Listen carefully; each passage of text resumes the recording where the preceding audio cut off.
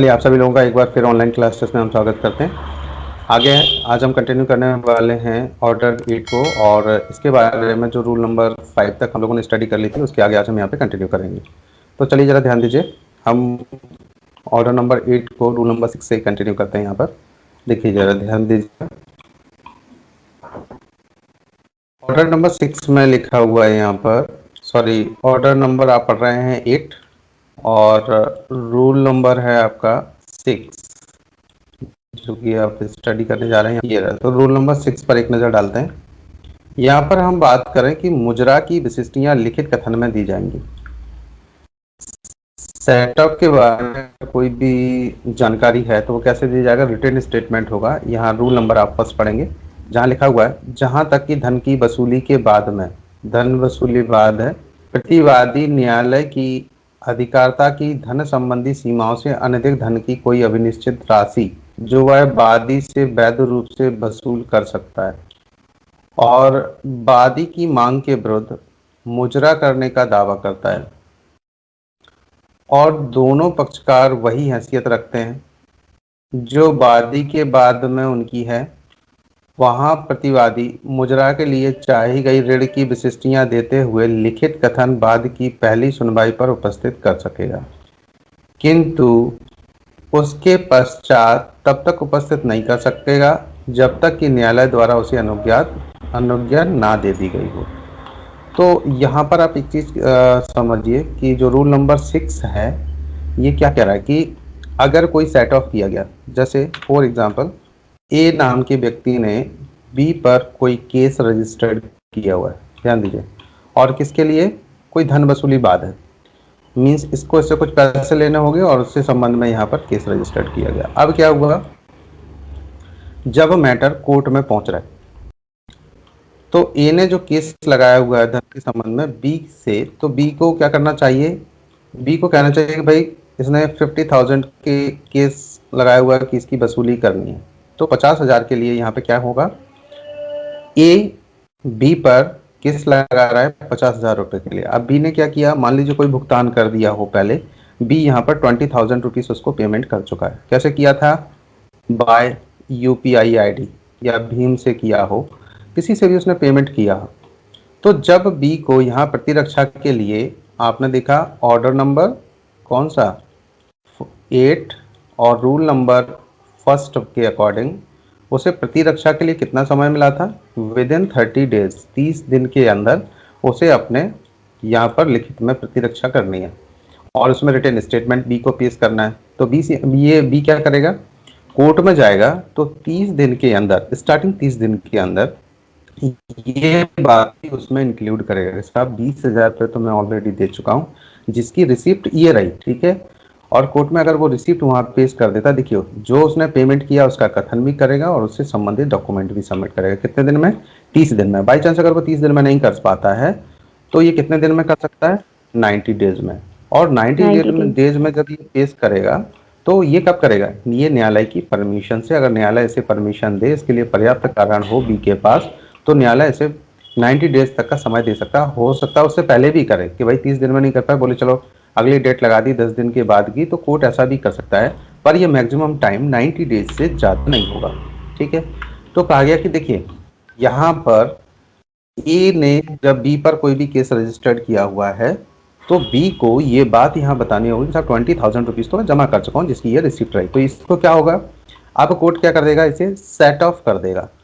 और set of का मतलब क्या होता है, जल्दी से बताओ, जिसको आप पढ़ रहे थे मुजरा करना, वो कथकली वाला नहीं, मुजरा का मतलब है कि 20,000 रुपये को 50,000 रुपये में से माइनस कर देगा, यानी कि अब टोटल जो बात रहा है वो केवल 30,000 रुपये का रहा है, ठीक, ये क्लियर हो गया। तो यहाँ पे क्या कर रहे हैं, ये आप पढ़ रहे हैं रूल नंबर 6 ऑर्डर नंबर 8 और रूल नंबर 6 में यहाँ कहा गया कि मुजरा की जो विशिष्टियां लिखित कथन में दी जाएंगी, और कहाँ दी जाएंगी, पहली सुनवाई पर उपस्थित कर सकेगा और उसी समय उसको करना होगा, उसके बाद उसे परमिशन नहीं दी जाएगी। भाई तुमने अगर 20,000 रुपये का पेमेंट कर दिया था तो 20,000 रुपये के बारे में कोर्ट को ये बताना चाहिए था आपको, तो फर्स्ट टाइम पर ही ये बताना होगा कि आपने किया। हाँ, अगर न्यायालय परमिशन दे तो अगली बार भी जमा कर सकता है, लेकिन फर्स्ट टाइम पर करना कंपलसरी होता है। अब मुजरा का प्रभाव क्या होगा सेट ऑफ का, तो रूल नंबर 2 पर एक नजर डालिए। लिखित कथन का प्रभाव प्रतिवाद में, जो प्रतिवादी है, मैं के बाद पत्र के प्रभाव के समान ही होगा, जिसे न्यायालय मूल दावे और मुजरा दोनों के संबंध में अंतिम निर्णय सुनाने के लिए समर्थ हो जाए। तो कोर्ट क्या करेगा, दोनों के डॉक्यूमेंट्स जो आए थे उस आधार पर कोर्ट ये जजमेंट ले सकता है कि एक्चुअल में मेन कंडीशन क्या थी। किंतु डिक्रीत रकम पर प्लीडर को डिक्री के अधीन देय खर्चों के बारे में उसके धारणा अधिकार पर इससे कोई प्रभाव नहीं पड़ेगा। हाँ, कोर्ट में जो फीस जमा हुई है या प्लीडर ने जो भी डिक्री के टाइम पे दिया हुआ था, तो वो टोटल अमाउंट जो थी, केस की जो रकम थी ना, वो कितनी रहेगी, वो उस कॉस्ट पे 50,000 रुपये रहेगी, क्योंकि फीस यहाँ पर कोर्ट में 50,000 रुपये के अकॉर्डिंग जमा हो जाती है। तो कोर्ट में क्या कह रहे हैं कि वो जो डिक्री जो रकम है वो टोटल 50,000 ही रहेगी, भले ही मुजरा यहाँ पर हो गया हो 20,000 का, तो 30,000 के अकॉर्डिंग फीस जमा नहीं होगी, फीस जमा होगी वही 50,000 के अकॉर्डिंग। अगला जरा यहाँ पे ध्यान दीजिएगा, रूल नंबर 3 पर, प्रतिवादी द्वारा दिए गए लिखित कथन संबंधी नियम मुजरे के दावे के उत्तर में लिखित कथन को भी लागू होते हैं। तो देखो क्या करें, प्रतिवादी द्वारा दिए गए लिखित कथन जो रिटन स्टेटमेंट था, वो संबंधी नियम जो मुजरा के दावे के उत्तर में दिए गए थे, वो लिखित कथन को भी लागू होंगे। अब इसमें जरा इलस्ट्रेशन पर एक नजर डालिए। तो यहाँ जो इलस्ट्रेशन है इस पर एक नजर डालिए। देखो क्या कह रहे हैं, का नंबर पर, खा को का 2,000 रुपये वसीयत करता है। खा को कौन कर रहा है, का नाम का व्यक्ति कितने 2,000 रुपये वसीयत करता है। आज की डेट में आपको 2,000 रुपये कुछ नहीं लग रहे हो, मान लो ये 2,000 रुपये सोने के सिक्के होंगे और उनको वसीयत करता है, तो आप थोड़ा सा वजन आ जाएगा कि हाँ भाई ज़्यादा हो सकता है। एक सिक्का 30 से 40,000 रुपये की कॉस्ट का जा सकता है, और वो 2,000 सिक्के हों तो सोचो कितनी रकम हो सकती है। जरा चलिए ध्यान दीजिए, पहले अपने यहाँ सोने के सिक्के ही रुपये के रूप में चलते थे। खा को का 2,000 रुपये वसीयत करता है और गा को अपना निष्पादक और अविशिष्टीय वसीयतदार नियुक्त करता है। तो का नाम का जो व्यक्ति पहले तो खा के नाम में, और इसके बाद वो गा को बोलता है कि ये निष्पादक रहेगा, कि गा इसे 2,000 रुपये के संबंध में इसको दिलवाएगा। अब खा मर जाता है, मान लो खा की डेथ हो गई, और खा की चीज वस्तु का प्रशासन पत्र घा प्राप्त करता है। अब क्या होता है, खा के प्रतिभू के रूप में गा 1,000 रुपये देता है। तब गा पर वसीयत के लिए घा बादल आता है। अब गा वसीयत के विरुद्ध 1,000 रुपये के लिए ऋण का मुजरा नहीं कर सकता, क्योंकि वसीयत के संबंध में ना तो गा और घा की वैसी हैसियत है जैसी उनकी 1,000 रुपये के संदाय के संबंध में। अब यहाँ पर थोड़ा सा देखिए, इसे ये थोड़ा सा आपको कॉम्प्लिकेटेड लग रहा होगा, लेकिन कोई नहीं, बहुत सिंपल है ये। देखिए जरा ध्यान दीजिए, का मान लेते हैं हम ए नाम का व्यक्ति, इसके पास 2,000 रुपये हैं। अब ये सोच रहा है कि इसको दूं, तो ए नाम का जो व्यक्ति था इसने कहा कि चलो मैं ये ना खा को जो नाम है ना उसको हम लोग कर लेते हैं, ये बी है। मान लो ये बी नाम का व्यक्ति है जिसको हम लोग खा बोल रहे थे, बी को वसीयती कर देता है, वसीयत करता है। मान लो ए बब्बा हो इनके पापा के पापा, और बी कौन है, बी यहाँ पर इनका नाती मान लेते हैं हम, मतलब बेटे का बेटा, ठीक है। और नहीं है तो इसको ऐसे समझिए तो ज़्यादा क्लियर हो जाएगा। मैं दोबारा से इसको बनाता हूँ, देखिए ज़रा ध्यान दीजिए। ए नाम का जो व्यक्ति है और इसको अपने नाती से बहुत प्यार है जिसको हम बी मान लेते हैं, ठीक है। और ए के पास कितने हैं, 2,000 रुपये। तो ए क्या कर रहा है यहाँ पर, ए नाम का जो व्यक्ति है वो ये सोच रहा है कि बी को पैसे कैसे दिए जाएं, और जो सी है, सी ए का बेटा है, जो सी है ना वो ए का बेटा है, और बी मतलब यहाँ पर ये नाती है, मतलब सी का पुत्र है ये, ऐसा मान को चलो। तो अब हमेशा जो बूढ़े लोग होते हैं वो ये चीज़ देखते हैं कि भाई अगर हम अपने बेटे को दे देंगे सी को, तो सी ये पैसे बर्बाद कर देगा। तो ए ने क्या किया, सीधी वसीयत कर दी बी के नाम। अब इसमें से सी को कुछ नहीं मिलने वाला, पर सी को क्या किया, ये निष्पादक हो गया।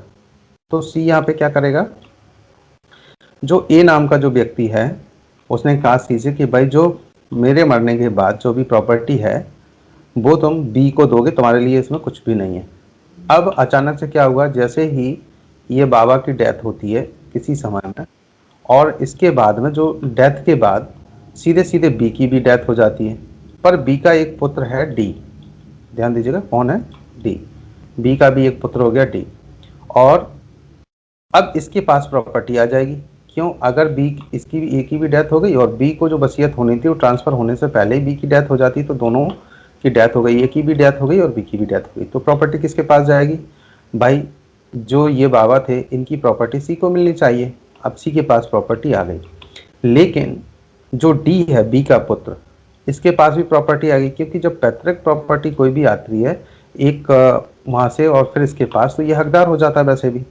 तो जितनी भी प्रॉपर्टी बी को मिलनी चाहिए थी ना, वो किसको ट्रांसफर हो जाएगी? यहाँ पर डी को। अब क्या हुआ, जो सी है सी का नाती डी हो गया।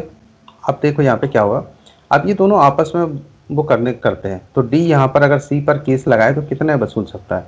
तो डी तो पूरे वसूल सकता है भैया, 2000 रुपीज मुझे पूरे चाहिए, क्योंकि ए ने 2000 बी को दिए और सी के पास रख दिए। तो सी का कर्तव्य क्या है कि भले ही बी की डेथ हो जाए तो बी के घर में जो व्यक्ति मिले उसे 2000 देना चाहिए, पर लीगली ये इंटाइटल है 2000 रुपये लेने के लिए। अब सी ने क्या किया, यहाँ पर 1000 रुपये इसको दे दिए, तो भी भले ही इसने 1000 दे दिया, लेकिन उसने क्या किया, ये वसीयत का वो नहीं किया कहीं पर भी, ना ही इसका कोई जिक्र किया कि तुम्हारी जो वसीयत है उसमें से मैं तुम्हें 1000 दे रहा हूँ, ऐसा इसने कहीं नहीं किया, इसलिए इसको वो सेट ऑफ नहीं कर सकता। ठीक, तो उसे क्या करना पड़ेगा, अगर डी इस पर सी पर क्लेम कर देता तो पूरे 2000 रुपीज उसको देने पड़ेंगे। ये मैटर समझ में आया क्या आप लोगों को? जल्दी से बताओ, नहीं आया हो तो दोबारा से एग्जांपल देकर समझा। यस सर, क्लियर है। चलो अब यहाँ पे जरा खा नंबर पे थोड़ा सा ध्यान दीजिएगा। ए निर्वसतीय मर जाता है, मतलब ए नाम का व्यक्ति, इसके पास कोई भी प्रॉपर्टी है और ये कोई भी वसीयत नहीं कर पाता है, और मान लो इसकी डेथ हो जाती है, तो अब संपत्ति किसे मिलेगी? जो इसके बेटे होंगे उनको जाएगी, बेटे नहीं है तो इसके नाती होंगे उनको चली जाएगी। हाँ, अब देखो इस कंडीशन में क्या होता है, उस समय वह खा के प्रति ऋणी है। किसके प्रति ऋणी है? खा के प्रति। खा की डेथ होती है और खा से उसे कुछ देना होगा, कर्जा लिया हो उसने, तो का की चीज वस्तु का प्रशासन पत्र गा प्राप्त करता है, और खा चीज वस्तु का भाग गा से मोल ले लेता है। गा के पास गा से वो मोल ले लेता है, मोल मतलब खरीद लेता है उससे। गा के द्वारा खा के विरुद्ध लाए गए क्रय धन के बाद में खा मूल्य के मुकाबले में ऋण का मुजरा नहीं कर सकता, क्योंकि गा की दो हैसियतें हैं, एक तो खा के प्रति विक्रेता की हैसियत जिससे वह खा पर बादल आता है, और दूसरी का के प्रति प्रतिनिधि की हैसियत। ये मैटर समझ में आया क्या आप लोगों को? जल्दी से बताओ, इस इलस्ट्रेशन के बारे में कुछ समझ आया क्या आपको? नहीं आया? सुनो अब इसको समझो क्या है, सुनिए जरा ध्यान दीजिए। एक ए नाम का व्यक्ति है, मान लो एक को हम ऐसे कर लेते हैं, चलो एक की जगह हम ना पी बना लेते हैं, पी बना लेते हैं, पी मतलब पापा है, ठीक है। और इसकी क्या हो जाती है, अचानक से डेथ हो जाती है, और ये इसने कोई भी ना तो वसीयत बनाई है ना ही कोई बिल बनाई है, किसी को कुछ नहीं दे पाया, पर इसके पास प्रॉपर्टी है, कुछ भी प्रॉपर्टी है। अब इस प्रॉपर्टी का क्या करता है ये, और पी ने अगर यहाँ पर इसका कोई बेटा मान लीजिए या कोई भी मान लीजिए, जिसको हम सी मान लेते हैं, गा मान लेते हैं, सी मान लेते हैं, तो ये प्रॉपर्टी इससे किसको जाएगी? इस बेटे को चली जाएगी, स्वाभाविक है। अब अगर यहाँ पे थोड़ी देर के लिए हम एग्जांपल ये देखें कि पी ने यहाँ पर डी नाम के व्यक्ति से कुछ कर्जा लिया हो इससे, तो पी को नहीं पता था कि इसकी डेथ हो जाएगी, पी को खुद नहीं मालूम था कि मेरी डेथ हो जाएगी, तो मैं इसके पैसे का, तो जनरली लोग ट्रांजेक्शन कर लेते हैं।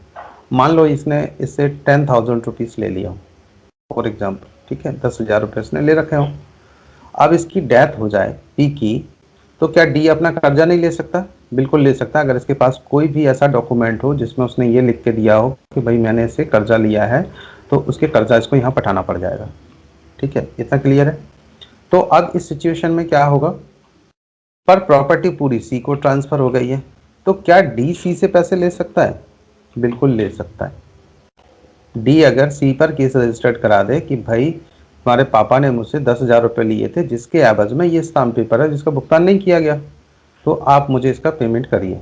तो सी को डी को पैसे देने पड़ जाएंगे। जब प्रॉपर्टी सी के पास आई, कर्जा, इसने कर्जा दिया नहीं है अभी कुछ भी, ना ही डी ने कोई क्लेम किया।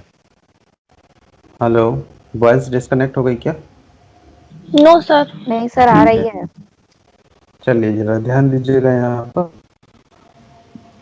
तो ऐसी सिचुएशन में क्या होगा, जैसे ही प्रॉपर्टी सी के पास आता है और सी ने इस प्रॉपर्टी को जो भी इसके पास था इसने बेचने के लिए डी से पूछा, क्या तुम ये प्रॉपर्टी खरीदोगे? डी ने कहा हाँ खरीद लेंगे, कोई दिक्कत नहीं है। तो सी ने डी को पूरी प्रॉपर्टी जो यहाँ पी से मिली थी ना, डी को बेच दी, सेल आउट कर दी, और इसके बदले में से पैसे लिए। ठीक, सेल आउट करके मान लीजिए इसने 50,000 रुपये में दे दिए पूरा स्थान, तो उसने 50,000 रुपये में खरीद लिया, उसके बदले में उसने पैसे दे दिए। तो क्या यहाँ पर डी का भी कोई कर्जा चुका? नहीं चुका। तो यहाँ पर वो यही बोल रहा है इस इलस्ट्रेशन में कि डी ने जितना भी सामान सी से खरीदा है उसके लिए उसने 50,000 रुपये की कॉस्ट यहाँ पर पे कर दी है, 50,000 उसने कैश दे दिए हैं। तो इसका जो 10,000 का कर्जा है वो अभी नहीं चुका, या तो ये 50,000 में से 10,000 माइनस करके इसको दे देता। अब अगर डी सी पर क्लेम करे उसी प्रॉपर्टी के लिए जिसके लिए उन्हें कर्जा लिया था, उसने तो बेच ली यहाँ पे, तो सी को यहाँ से इसको 10,000 रुपीज अलग से देने पड़ेंगे। ठीक है, ये नहीं माना जाएगा कि इसने प्रॉपर्टी इससे खरीद ली। तो यहाँ पर इसने क्या किया, इसकी दो हैसियत हो गई सी की। कौन कौन सी? एक तो इसने जो संपत्ति प्राप्त की एंसेस्टर्स के रूप में, और दूसरी ये इसकी हो गई सेलर के रूप में, ये विक्रेता हो गया। तो इसने जो प्रॉपर्टी बेची भाई, इसका तो ये खुद का हक था, इसके पास प्रॉपर्टी इसने बेच सकता, भाई इसको हक था, इसने बेच दिया, कोई बात नहीं। लेकिन जो 10,000 का कर्जा था वो भी इसको चुकाना पड़ेगा, तो यहाँ पर इसको देना होगा। तो ये जो आप सेकेंड नंबर का जो इलस्ट्रेशन देख रहे हो यहाँ पर, इस इलस्ट्रेशन का मतलब भी यही था कि कोई व्यक्ति किसी की अगर डेथ हो जाती है यहाँ पर, तो उसे अलग से इसको पेमेंट करना होगा। नेक्स्ट जरा ध्यान दीजिए, गा नंबर पर एक ध्यान देते हैं। देखो यहाँ पे क्या कह रहा है, खा पर विनिमय पत्र के आधार पर का बादल आता है। एक बिल ऑफ एक्सचेंज बनाई गई थी और उसके आधार पर का नाम का व्यक्ति किस पर केस रजिस्टर्ड कर रहा है, ये का नाम का व्यक्ति है ना, वो खा पर केस रजिस्टर्ड कर रहा है। ये का ना गया और खा पर एक केस लगा दिया। इस बिल ऑफ एक्सचेंज के नाम पर कोई एक लेटर बनाया गया जिसमें ये इतना अमाउंट लेना देना ऐसा कुछ भी लिखा हो, उसके आधार कर दिया। आज जरा ध्यान दीजिएगा, खा अभिकथन करता है कि का ने खा से माल का बीमा कराने में सदोष उपेक्षा की है। खा अभिकथन करता है कि का ने खा के माल पर बीमा कराने में सदोष उपेक्षा की है। जैसे कोई भी सामान एक जगह से दूसरी जगह भेजना, जैसे मान लीजिए कोई सामान हमें इंडिया से इंग्लैंड भेजना हो, और वो कैसे भेजना हो, पानी के जहाज के द्वारा, तो क्या होगा, इस सामान का यह इंश्योरेंस कराया जाएगा कि बाई चांस अगर ये डूब जाए उसमें तो इसका कुछ पैसा मिल जाए। उसके लिए कुछ प्रीमियम देनी पड़ती है।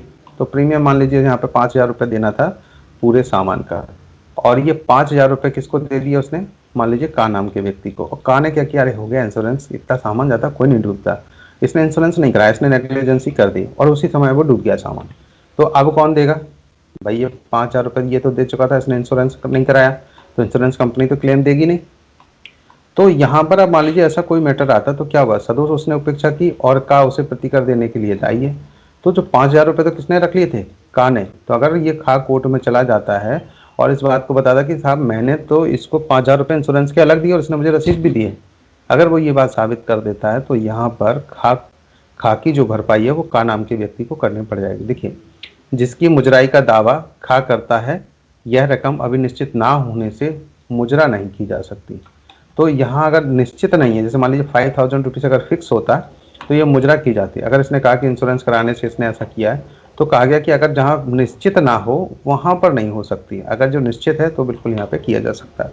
अब जैसे इस एग्जाम्पल को आप देखिए दो तरीके से यहाँ समझ सकते हैं। देखिए जरा ध्यान दीजिए, अगर जैसे मान लीजिए आप शोरूम से कार खरीदते हो या बाइक खरीदते हो, ध्यान दीजिए, बाइक खरीदी आपने तो आप इंश्योरेंस कराने नहीं जा रहे हो, वहाँ पर क्या हो रहा है, उसी इंश्योरेंस का जो बिल है वो अलग से ही यहाँ पर जिस शोरूम से आप बाइक या कार जो भी खरीद रहे हो, वो शोरूम वाला क्या करता है, आपको एक बिल देता है।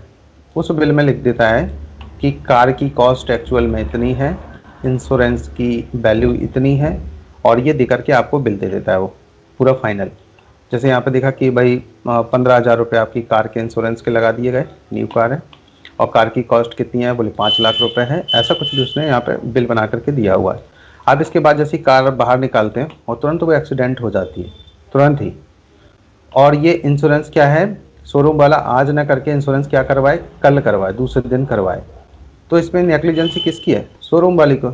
तो भुगतान किसको करना पड़ेगा अब, तो शोरूम को ही इसको पूरा पेमेंट करना पड़ेगा। जिस व्यक्ति ने कार खरीदी है उसके ऊपर यहाँ पर कोई भी लाइबिलिटी नहीं आएगी, ऐसा बिल दिया हुआ है तो। और उसने कहा कि नहीं मैं करवा दूंगा, तो ऐसी सिचुएशन में यहाँ पर सभी।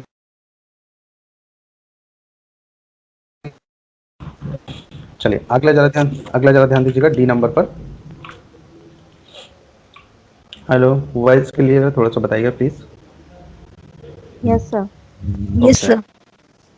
चलिए जरा ध्यान दीजिएगा, जहाँ वॉइस ना आए वहाँ थोड़ा सा क्लियर कर दीजिएगा। डी नंबर का जो इलस्ट्रेशन है, थोड़ा सा हम इस पर एक नज़र डालते हैं। देखिए, का 500 रुपये के विनिमय पत्र के आधार पर खा पर बादल आता है। कितने का है, 500 रुपीज़ का एक बिल ऑफ एक्सचेंज उसके पास। का के विरुद्ध 1000 रुपये के लिए निर्णय खा के पास है, और ये दोनों दावे निश्चित धन संबंधी मांगे होने से मुजरा किए जा सकेंगे। तो यह निश्चित धनराशि कितनी थी, 500 रुपीज़ के बारे में है। तो अगर इससे कोई लेन देन है, जैसे 1000 रुपये का यहाँ लेन देन था, तो 1000 रुपये में से 500 रुपीज़ माइनस करके 500 के लिए ऐसा इसको मुजरा किया जा सकता है, सेट ऑफ किया जा सकता है। अगला जरा ध्यान दीजिएगा, इंगा नंबर पर का अतिचार की बाबत प्रतिकर के लिए खा पर बादल आता है। कोई अतिचार किया गया, उससे संबंधित का नाम का जो व्यक्ति है, प्रतिकर के लिए खा नाम के व्यक्ति पर कोई केस रजिस्टर्ड करता है। तो खा के पास का 1000 रुपये का वचन पत्र है। खा नाम के व्यक्ति के पास का एक वचन पत्र है, और खा यह दावा करता है कि यह रकम ऐसी किसी धनराशि से जो बाद में के का को अधिनिर्णित किए जाए मुजरा कर दी जाएगी।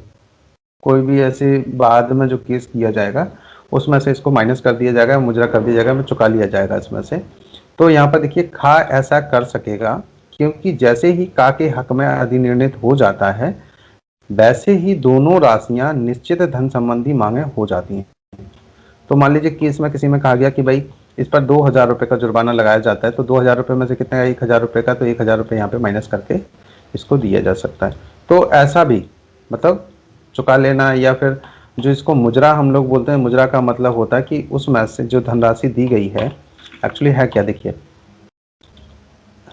इस मुजरा को हम लोग बात कर लेते हैं यहाँ पे।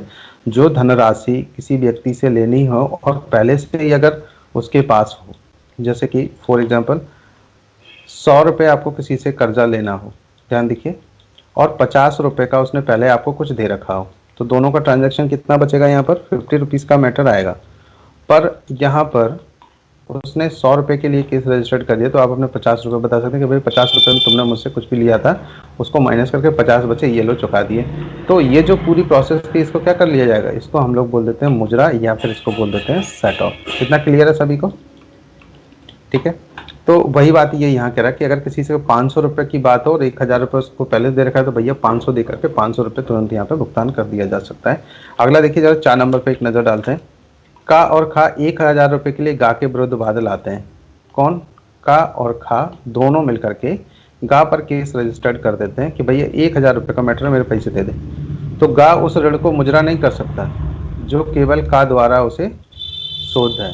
तो गा को क्या करना चाहिए, देखो यहाँ पे क्या कह रहे हैं कि अगर दो पार्टियां हैं, कौन सी, एक ए और बी, इन दोनों ने मिलकर को सी को कोई कर्जा दिया, कितने का, 1000 रुपये का।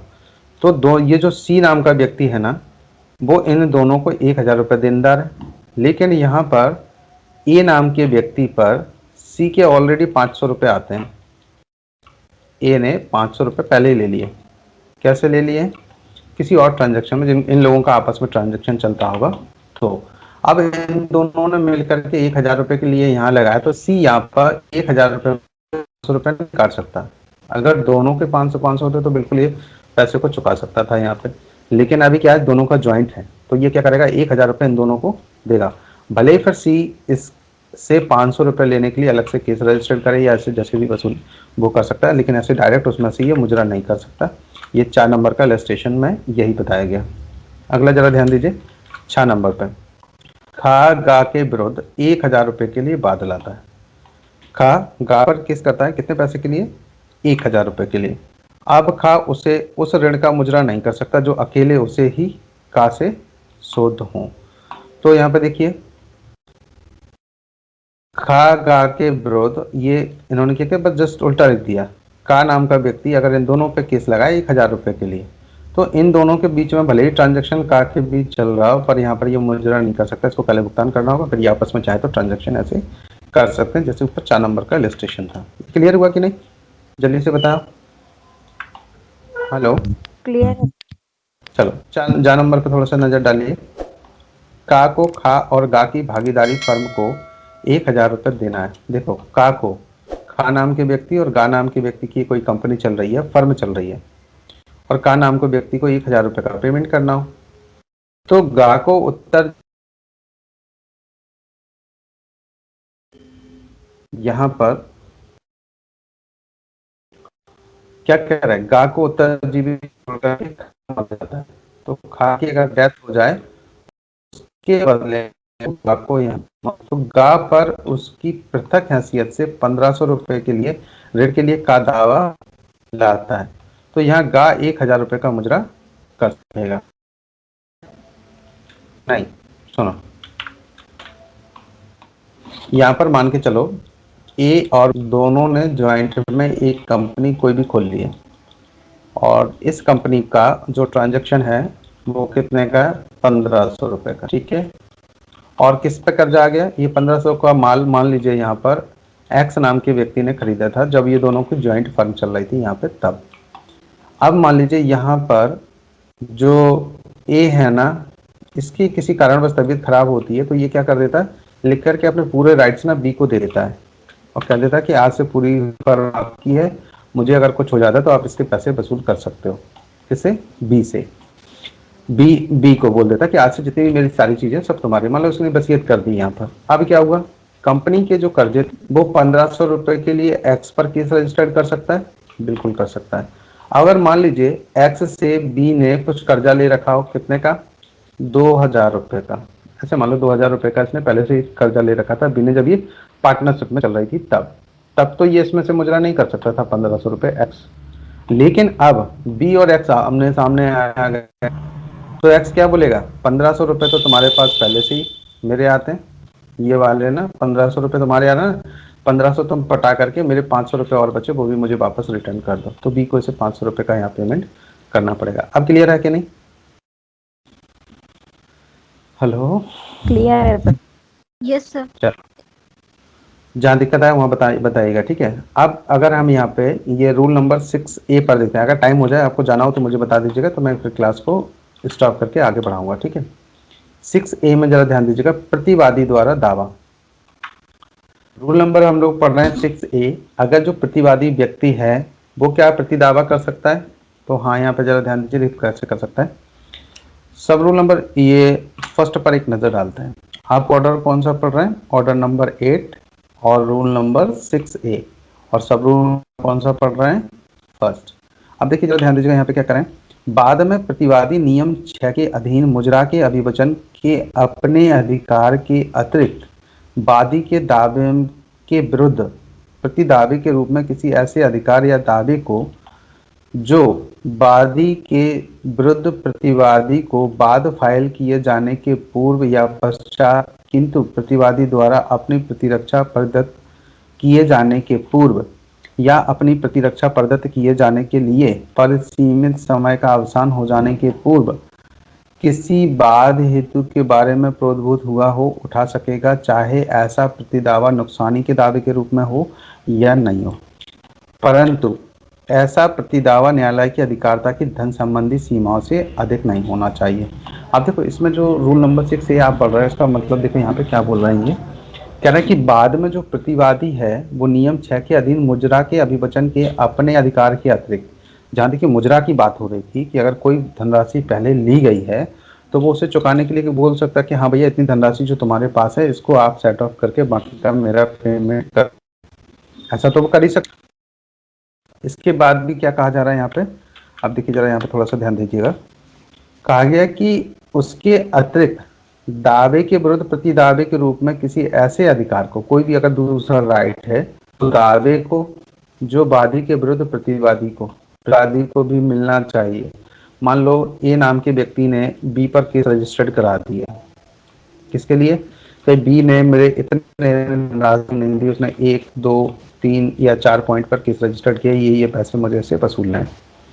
तो अब बी को क्या चाहिए, तो बी के पास क्या कितना समय होता है, पहले तो कि भाई 30 दिन, जिस दिन से नोटिस सर्व हुआ, समन सर्व हुआ है, उस दिन से 30 दिन का समय है कि 30 दिन के अंदर बी अपनी बात कोर्ट को बताए कि भाई ये पैसे मैंने इसके इसलिए नहीं दिए। ठीक है, अब अगले यहाँ पर क्या कहा गया कि जो ये पहला मैटर हो गया इसके बारे में कर सकता है, और बी ने मान लीजिए, ए ने अगर यहाँ मान लीजिए 50,000 रुपए के लिए बी पर केस रजिस्टर्ड किया, ध्यान दीजिएगा कितने पर, 50,000 रुपए के लिए बी ने, ए ने पूरा 50,000 रुपए के लिए केस रजिस्टर्ड करा दिया बी पर। अब बी क्या करेगा, इसमें से अगर मान लीजिए ये 10,000 रुपीज पहले पेमेंट दे चुका था एडवांस, तो कहेगा भाई 10,000 तो मैंने एडवांस दिया था, वो इसमें से माइनस कर दीजिए, तो कितना बचा 40,000। ठीक है, ये तो ये बोल ही सकता है, सेट ऑफ करा सकता है भाई इसको तो मुजरा कर दीजिए, तो 40,000 के लिए केस आगे कंटिन्यू होगा। अब इसके बाद में जब ये केस रजिस्टर्ड कर रहा था उसी समय अगर कोई नया विवाद उत्पन्न हो जाए इसी ट्रांजेक्शन से रिलेटेड, मान लीजिए ए ने कोई सामान भेजा बी को, बी ने उस सामान को रिटर्न कर दिया क्योंकि खराब क्वालिटी का था तो इससे नुकसान हुआ, पर इसने क्या किया कि जो इसने सामान भेजा था उस अमाउंट को इसने पूरा टोटल 50,000 में जोड़ लिया। तो बी को क्या चाहिए था, जो सामान इसने रिटर्न किया था उसके बारे में भी ये कोर्ट को बताया कि सर इसका जो सामान था 40,000 की बात कर रहा था, 10,000 मैंने इसे एडवांस भेज दिए थे, टोटल अमाउंट 50,000 था, जिसमें से मेरे पास मात्र 10 इसकी कैन बची थी जो मैंने ली थी सैंपल के रूप में, लेकिन वो भी क्या थी, बेकार थी, तो मैंने उनको भी डिस्ट्रॉय किया हुआ है। बाकी का सामान जितना भी मटेरियल था वो मैंने यहाँ पे रिटर्न कर दिया था। तो देखो यहाँ क्या कह रहा है, इस लाइन को पढ़ना जरा से, बाद फाइल किए जाने के पूर्व, जब इसने केस किया था या पश्चात, किंतु प्रतिवादी द्वारा अपनी प्रतिरक्षा परिदत्त किए जाने के पूर्व या अपनी प्रतिरक्षा परिदत्त किए जाने के लिए जो परिसीमित समय था, समय कितना है इसके पास 30 दिन का, या कोर्ट जो इसे और टाइम दे दे। अब क्या कहा गया आगे, अवसान हो जाने के पूर्व जो समय टाइम पीरियड था कोर्ट का, उससे किसी बाद हेतु के बारे में प्रोद्भूत हुआ हो तो यहाँ पर उठा सकेगा, चाहे ऐसा प्रतिदावा नुकसानी के दावे के रूप में हो या फिर नहीं हो। तो उसने क्या कहा कि भाई 10 जो चीजें आपने दी थी, मान लीजिए 10 कैन का हम मान लेते कि 10 कैन था, उसमें से 10,000 ऑलरेडी मैं एडवांस दे चुका हूँ, बाकी का मटेरियल मैंने इसे रिटर्न कर दिया, तो अब इसका बचा क्या है मेरे पास। तो ये बात कौन उठाएगा, प्रतिवादी। कहाँ उठाएगा, फर्स्ट में जब उसे टाइम पीरियड दिया गया कि 30 दिन के अंदर उसे ये जवाब देना है। क्लियर है कि नहीं, जल्दी से बताओ। Hello, yes sir. है भी, इतना मैटर समझ आया कि नहीं। देखो एक तो वो होता है सीधा सीधा सा, ए नाम के व्यक्ति ने कोई सामान बी को दिया है और बी ने पेमेंट नहीं किया, तो पेमेंट के लिए ए केस रजिस्टर्ड कर सकता है। लेकिन पेमेंट कहाँ फंस जाता है कि ए ने जो सामान भेजा था वो बी के अकॉर्डिंग नहीं था, तो इसमें से कोई ना कोई एक आदमी तो बेईमानी कर रहा है, ए ही बेईमानी कर रहा है, ए ही केस रजिस्टर्ड कर रहा है। तो बी को अपने जवाब में ये बताना होगा कि भैया आपने जो मुझे 50,000 रुपये का सामान भेजा था जिसमें आपने 10,000 एडवांस ले लिए और बाकी का जो सामान बचा हुआ था वो मैंने आपको रिटर्न कर दिया क्योंकि जो मैंने मंगाया था वो क्वालिटी नहीं थी। अब आप किस चीज़ के लिए मुझसे पैसे मांग रहे हो। तो ये बात क्या था, नया विवाद जो उत्पन्न हुआ था कि केस जब रजिस्टर्ड हुआ पेमेंट के लिए तो उसने जो रिटर्न किया था वो रिटर्न को अगर ये प्रतिवादी साबित कर देता है तो यहाँ इसको पैसे नहीं देने पड़ेंगे। तो कोर्ट कहेगा भाई जब सामान भी तुमने रिटर्न वापस ले लिया तो इस सामान के लिए क्या। अब देखो दूसरी सिचुएशन क्या हो सकती है, बी को कहीं अगर कम कॉस्ट पर मिले, जो इंडस्ट्री होती है कई बार ऐसी चीटिंग को देखने को मिल जाती है, बी को ए के पास अगर ऑर्डर देता है तो एक पीस 50 रुपये का पड़ रहा है, पर बी ने जब मार्केट में पता किया तो यही कॉस्ट यही ना इसको 30 रुपये में मिलने लगा। तो क्या करेगा ये 30 रुपये से खरीदने के लिए बात कर लेगा और इधर ये इसको ऑर्डर दे चुका है। तो जैसे ही सामान यहाँ पर आ जाएगा तो क्या करेगा, इसे रिटर्न कर देगा, नहीं क्वालिटी ख़राब है।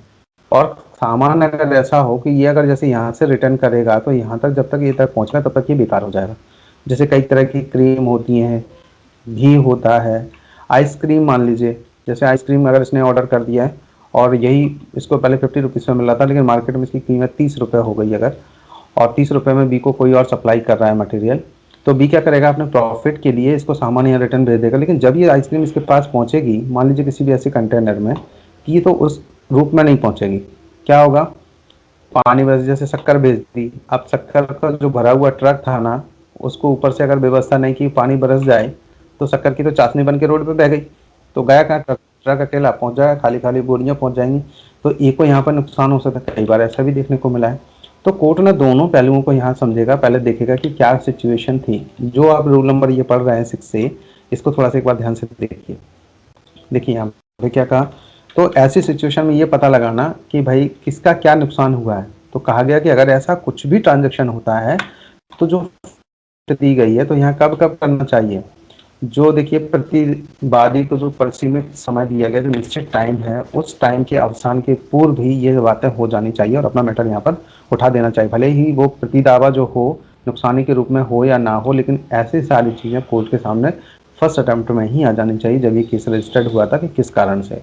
और अगर व्यक्ति चुप रहता है, तो इसका मतलब है कि उसने स्वीकार कर लिया। अस्वीकार भी अगर आपने नहीं किया है, तो भी क्या कर लिया जाता है कि आपने स्वीकार कर लिया, जैसे कि हमें ऊपर रूल्स में पढ़े हुए थे। अब इसका जरा देखिए, सब रूल नंबर 2 पर एक नजर डालिए। बोर हो जाओ तो बता देना जहाँ समझ में नहीं आए, क्योंकि सब्जेक्ट थोड़ा सा ऐसा लगता है कि हाँ बड़ा है और माइंड पे प्रेशर, लेकिन पर इसको एक एक लाइन आपको पढ़ने से बड़ा इंटरेस्टिंग हो जाएगा ये बाद में। देखिए जरा ध्यान दीजिए, ऐसे प्रतिदावे का प्रभाव प्रतिवाद के प्रभाव के समान ही होगा, जिससे न्यायालय एक ही बाद में मूल दावे और प्रतिदावे दोनों के संबंध में अंतिम निर्णय सुनाने के लिए सहमत हो जाए। जितनी भी फर्स्ट डेट पे जो बातें की गई, कोर्ट उनको संज्ञान लेगा, और जितनी भी चीजें नहीं आई उन सबको भी इंक्लूड भी कर सकता है और उन पर भी दे सकता है। तो यहाँ कोर्ट को समर्थ किया जा सकता है ऐसे। तीसरा पॉइंट यहाँ पर जरा ध्यान दीजिए, वादी को इस बात की स्वतंत्रता होगी कि वह प्रतिवादी के प्रतिदावे के उत्तर में लिखित कथन यानी कि रिटन स्टेटमेंट ऐसी अवधि के भीतर जो न्यायालय द्वारा नियत किए जाए फाइल करें। वादी को इस बात की स्वतंत्रता होगी कि वह प्रतिवादी ने जो प्रतिदावा दिया गया है, जो उसे टाइम पीरियड दिया जाए, उस टाइम पीरियड में उसे इसको जमा करके फाइल करना होगा। सब रूल नंबर 4 पर नजर डालिए। प्रतिदावे को वाद पत्र के रूप में माना जाएगा। अगर प्रतिदावे में जो भी कहा गया, तो उसको भी एक वाद पत्र की वो दे दी जाती है कि इसकी भी वाद पत्र की हैसियत हो गई। ठीक है, जैसा कि कहाँ लिखा है, आपने कौन सा ऑर्डर पढ़ रहे हैं, चलिए से बताओ, ऑर्डर नंबर 8। और रूल नंबर कितना है, इसका ए, और इसका सब रूल कितना है, 4 में। क्या कहा गया कि अगर प्रतिदावे को जो उसने कहा गया उसको भी वाद पत्र के रूप में काउंट कर लिया जाएगा, उसे वही नियम लागू होंगे जो वाद पत्रों को लागू होते हैं। जैसे किसी ने केस रजिस्टर्ड कराया तो प्रतिदावे के रूप में भी किया जा सकता है। और यहाँ पर बस 4-5 लाइन और पढ़ लीजिए, थोड़ा छोटा छोटा सा ही, एक एक दो दो लाइन का, इसको कंप्लीट करके हम यहाँ क्लोज करेंगे। देखिए जरा ध्यान दीजिए, 6B में प्रतिदावे का कथन किया जाना। तो जो प्रतिदावा किया गया वहां क्या कहा जाएगा, देखिए, जहां कोई प्रतिवादी प्रतिदावे के अधिकार का समर्थन करने वाले किसी आधार पर निर्भर करता है, वहां वह अपने लिखित कथन में यह बनिष्ठता कथन करेगा कि वह ऐसा प्रतिदावे के रूप में कर रहा है। तो कोर्ट को ये बताएगा कि भाई ये चीजें हमारे भी प्रतिदावे के रूप में है और इसको भी इसमें सेट ऑफ किया जाए, या जो भी जैसा कोर्ट चाहे वैसा कर सकता है। रूल नंबर 6C में या 6G में जरा ध्यान दीजिए, प्रतिदावे का अपवर्जन। अगर कोई प्रतिदावा छोड़ दिया जाता है, तो क्या वो आगे भी कहीं कर सकता है उसका क्लेम। तो देखिए यहाँ पे जरा ध्यान दीजिए क्या कह रहे हैं, कि जहां प्रतिवादी कोई प्रतिदावा उठाता है और वादी यह दलील देता है कि उसके द्वारा उठाए गए दावे का निपटारा प्रतिदावे के रूप में नहीं वरन स्वतंत्र बाद में किया जाना चाहिए, यह ऑब्जेक्शन वादी लगा देता है। तो वहां पर क्या होगा कि वहां वादी प्रतिदावे के संबंध में विवादकों के तय किए जाने से पूर्व जो प्रतिदावा किया गया है उसके बारे में और किसी भी समय न्यायालय से इस आदेश के लिए आवेदन कर सकेगा। तो देखिए, किसी भी व्यक्ति को, चाहे वो वादी हो चाहे वो प्रतिवादी हो, पर यहाँ प्रतिदावे का अगर अपवर्जन, अगर किसी बात पर ऑब्जेक्शन उठाना तो कब उठाना चाहिए उसको, तो ऐसे केस जहां पर विवादक इशू बनाए जाते हैं उनसे पहले कभी भी किया जा सकता है, या फिर अगली नेक्स्ट डेट में, या तो नेक्स्ट डेट में ही ऑब्जेक्शन उठा दे। अगर वो नेक्स्ट डेट में ऑब्जेक्शन नहीं उठाता तो तब तक उठा सकता है वो, कब तक, जब तक उसके फैक्ट एंड इशू जो बनाए जा रहे हैं उससे पहले कभी भी, या उस समय तक। तो देखिए यहाँ पर आवेदन कर सकेगा कि ऐसे प्रतिदावे का अपवर्जन किया जाए और न्यायालय ऐसे आवेदन की सुनवाई करने पर ऐसा आदेश कर सकेगा जो वह ठीक समझे। देखो, वादी हो या प्रतिवादी हो, उसका उसको जो राइट दिया गया कि कब किस समय तक उसे ऑब्जेक्शन उठाना है। अगर वो उठाता है तो ठीक है, नहीं उठाता है तो आगे वो कंटिन्यू चल दिया जाता है कि चलो उसको कोई इस पर ऑब्जेक्शन नहीं है। और अगर ऑब्जेक्शन होता है, कोर्ट के सामने दोनों के भी एप्लीकेशन आ जाते हैं, तो कोर्ट को ये देखना होता है कि जो उसे ठीक लगे न्याय के हित में वो कोर्ट कर सकता है। जरूरी नहीं कि उसने जो एप्लीकेशन दी उसे एक्सेप्ट ही कर ले। एप्लीकेशन देने का मतलब ये नहीं कि कोर्ट वैसे ही कार्य करेगा, ऐसा जरूरी नहीं है। कोर्ट अपना सेल्फ डिस्क्रिमिनेशन कर सकता है, यानी कि स्व विवेक का उपयोग यहाँ पे कर सकता है और उसके आधार पर वो आगे कार्रवाई करेगा। अगला जरा ध्यान दीजिएगा यहाँ पे 6D में या 6 घ में, बाद के बंद कर दिए जाने का प्रभाव। अगर कोई केस है और उसको बंद कर दिया जाता है तो देखिए यहाँ पे क्या कहा गया, यदि किसी ऐसे मामले में जिसमें प्रतिवादी कोई प्रतिदावा उठाता है, कोई भी प्रतिवादी है और वो प्रतिदावा उठाता है, तो यहाँ पर वादी का वाद रोक दिया जाता है, बंद या खारिज कर दिया जाता है। तो ऐसा होने पर भी प्रतिदावे पर कार्रवाई की जा सकती है। भले ही केस को बंद कर दिया गया, लेकिन अगर कोई प्रतिदावा लगाया गया तो इस पर कार्रवाई कोर्ट कर सकता है। कहाँ लिखा है? Order number 8 rule number 6D में या 6 घ में ऐसा कहा गया। अगला जरा ध्यान दीजिएगा 6 यहाँ पर एक नजर डालिए। प्रतिदावे का उत्तर देने में वादी द्वारा व्यतिक्रम। प्रतिदावा लगाया गया और वादी उस पर कुछ भी नहीं करता, चुप रहता है, तो इसका मतलब क्या होगा? तो देखिए जरा ध्यान दीजिए, इसका क्या इम्पैक्ट पड़ेगा किस पर। यदि वादी प्रतिवादी द्वारा किए गए प्रतिदावे का उत्तर प्रस्तुत करने में, यदि वादी प्रतिवादी द्वारा किए गए प्रतिदावे का उत्तर प्रस्तुत करने में व्यतिक्रम करता है, व्यतिक्रम का मतलब डिफॉल्ट करता है, जान मिल के सोचता है कुछ नहीं देना मुझे जवाब, या शांत हो जाता है, तो क्या होता है? तो न्यायालय वादी के विरुद्ध उस प्रतिदावे के संबंध में, जो प्रतिदावा लगाया गया उस संबंध में उसके विरुद्ध किया गया है, निर्णय सुना सकेगा या ऐसे प्रतिदावे के संबंध में ऐसा आदेश कर सकेगा जो वह ठीक समझे। अब यहाँ पर भी कोर्ट का स्वविवेक है कि वो क्या करे। अगर वादी यहाँ पर आंसर नहीं दे रहा है और कोई भी उसका रिप्लाई नहीं कर रहा है, तो या तो उसे समय भी दे सकता है कोर्ट को जैसा ठीक लगे, और चाहे तो उस प्रतिदावे पर निर्णय भी सुना सकता है जैसा कोर्ट को ठीक लगता है। अगला जरा यहाँ पे ध्यान दीजिएगा, ये पॉइंट्स पर एक एक का आपको थोड़ा सा ध्यान देना होगा, थोड़ा इंपॉर्टेंट है भी ये ऑर्डर, और कई बार इसके पूछे जाते हैं कि कहाँ कहाँ पर किया जाता है। जैसे कि मुजरा किसमें दिया, तो विधिक मुजरा की जो बात की गई ऑर्डर नंबर 8 रूल नंबर 6 में, आपको याद रखना ये 6 के देखिए बहुत सारे पॉइंट्स दिए गए। फिर वहाँ बात की गई कि मुजरा का प्रभाव क्या होगा, इम्पैक्ट क्या होगा। तो यहाँ पर कहा गया कि ऑर्डर नंबर 8 नियम नंबर 6 का 2 इसके अकॉर्डिंग इसमें दृष्टांत। अब यहाँ प्रतिदावे की अगर हम बात करें तो ऑर्डर नंबर 6 और रूल नंबर 6A पर जो आपने दिखा है ये इंपॉर्टेंट है। इसके लिए मैं चलिए एक सेट इसको कंप्लीट करता हूँ रूल्स को, फिर आगे आपको बताता हूँ। इसके आगे फिर और भी बातें की जाएंगी कि साम्यक मुजरा क्या होता है, उसके लिए फिर हम इसको जोड़ देंगे ऑर्डर नंबर 20 से, फिर उसका जो रूल नंबर है वो 19 का सब क्लोज 3 से हम यहाँ पे जोड़ेंगे, तो सब रूल 3 से यहाँ पे जोड़ देंगे। देखिए जरा ध्यान दीजिएगा यहाँ पे 6 चाम है, जहाँ थोड़ा इसकी नजर डालिए, जहाँ प्रतिदावा सफल होता है वहाँ प्रतिवादी को अनतोष। प्रतिदावा का सफल हो गया, प्रतिवादी ने कोई अपना प्रतिदावा किया, कोर्ट ने उसे एक्सेप्ट कर लिया, तो उसे मान लीजिएगा भाई सफल हो गया।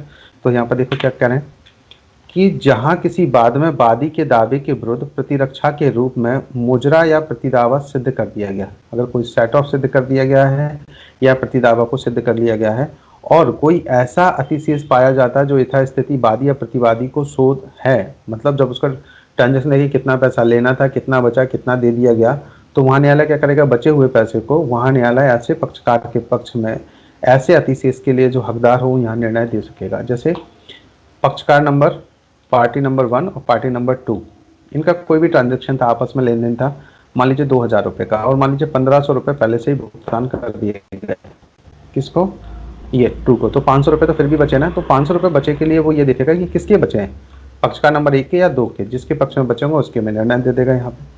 चलिए अगला जरा ध्यान दीजिएगा यहाँ पे रूल नंबर 6 का 6, एक बार इस पर नजर डालिए। लिखित कथन संबंधी नियमों का लागू होना, जो रिटन स्टेटमेंट है वो कब लागू होंगे, तो देखिए जरा ध्यान दीजिए, प्रतिवादी द्वारा दिए गए लिखित कथन के संबंध में नियम प्रतिदावे के उत्तर में फाइल किए गए लिखित कथन को भी लागू होंगे। तो देखो क्या करें कि प्रतिवादी द्वारा जो दिए गए कथन लिखित कथन थे उसके संबंधित जो नियम है वो प्रति दावे के उत्तर में फाइल किए गए लिखित कथन पर भी लागू होंगे। तो जो फाइल किए गए पहले जो लिखित कथन थे उन पर भी ये लागू हो जाएंगे। तो आपने यहाँ पर आज जो पढ़े हुए हैं वो केवल रूल नंबर आपने 6 पढ़ा और आप पढ़ रहे थे ऑर्डर नंबर 8।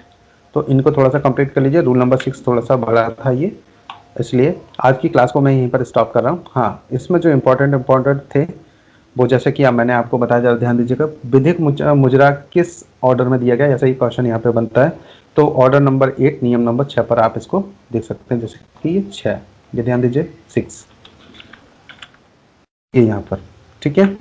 और दूसरा यहाँ पर अगर देखेंगे कि मुजरा का जो प्रभाव है, इम्पैक्ट है, वो कैसे पड़ा, तो 6 का यहाँ पर 2 ये वाला है, जैसे कि आप देख रहे हैं। ये भी कई बार पूछा जाता है ऑब्जेक्टिव टाइप क्वेश्चन में, तो ये 2 क्वेश्चन तो इसी से बन जाते हैं सीधे डायरेक्ट। अगला जरा यहाँ पे ध्यान देंगे हम कि प्रति दावा कहाँ दिया गया। तो प्रति दावे के लिए आप ये एक सेकंड रुकिए, 6A देखो, प्रति दावा, प्रतिवादी द्वारा प्रति दावा। तो एक तो सीधा सीधा सा ये VIP कर लीजिए, आपका जो डायरेक्ट है उसमें आप निशान लगा लीजिए, यहाँ से क्वेश्चन अराइज होते हैं। नेक्स्ट यहाँ पर हम बात करेंगे सामयिक मुद्रा की। तो ये ऑर्डर नंबर 20 रूल नंबर 19 का सब रूल नंबर 3 पर ये दिया गया, वहाँ से इसको कनेक्ट करेंगे। तो चलिए गाइस, इतना मुझे उम्मीद है कि आप लोगों को समझ आ गया होगा।